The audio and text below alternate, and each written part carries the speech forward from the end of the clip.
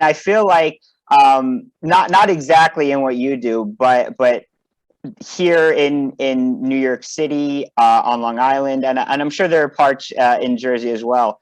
You have these truck drivers that they don't want to pay for the commercial GPS. They just want to use, the free Google GPS. And what happens? They're going down roads they shouldn't be going down. They're smacking bridges that they shouldn't be smacking. I think that there's still that sort of mentality. And I get it. Look, every cent counts. It's trucking. We're talking small margins. I get it.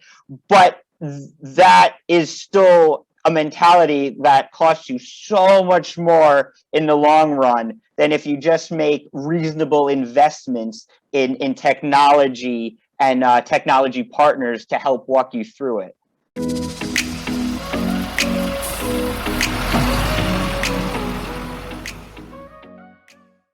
No, absolutely. And that's what we actually built a small fleet software.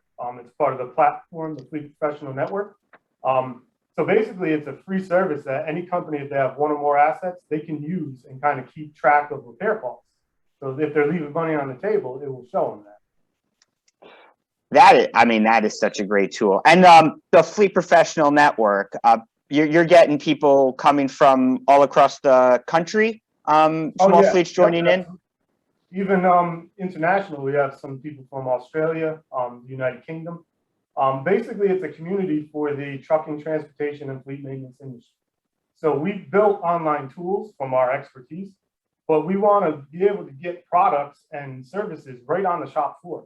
And that's what we're doing. We have these fleet managers, parts rooms, members logging in to use our tools, and other companies can log in and use the trade show news feed and kind of get their product in front of everybody.